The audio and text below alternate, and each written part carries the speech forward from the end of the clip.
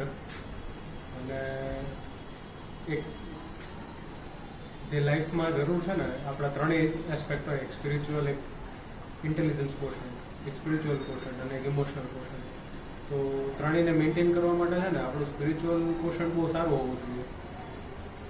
તો this will absolutely help a spiritual પોર્શનને maintain કરવામાં.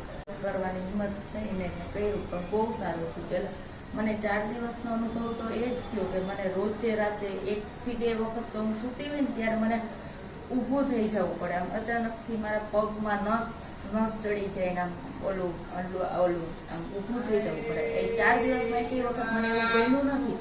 તો એ ખબર નહીં આ એવો પાવર આવ્યો એના લીધે. એટલે બહુ સારું છે. અને 4 દિવસમાં એવું લાગે છે કે બહુ એનર્જી, આખો દિવસ એનર્જેટિક ફીલ થાય છે અને ઊંઘ પણ બહુ સારી આવે છે અને આખો દિવસ હળવાશવાળી ફિલિંગ આવે છે. તો બહુ સારો એક્સપિરિયન્સ રહ્યો. મને ગુસ્સો બહુ આવે પણ જનરલી એવું હોય કે ભાઈ ધ્યાન કરવું એટલે શાંતિથી બેસવું. ત્યારે હું એવું કહેતી કે મારથી માસા શાંતિથી બેસાય નહીં એટલે એ મારા કામનું નથી.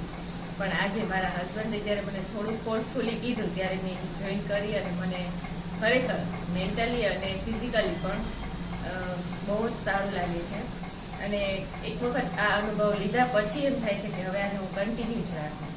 Thank you. આખો દિવસ મને મૂળ ફોકસમાં બહુ પ્રોબ્લેમ થાય. કોઈ પણ વસ્તુ નવી શીખવી હોય એના માટે મને પહેલાં તો હું થોડીક વારમાં 5 મિનિટ બેસું, પછી પાછું મારું ધ્યાન બીજે ભટકવા માંડે. પણ 4-5 દિવસ મેં આ કોર્સ કર્યો પછીથી મને બહુ ઘણો ઇમ્પેક્ટ મારામાં આવ્યો છે કે હવે હું વધારે વખત કોઈ પણ વસ્તુ શીખવા માટે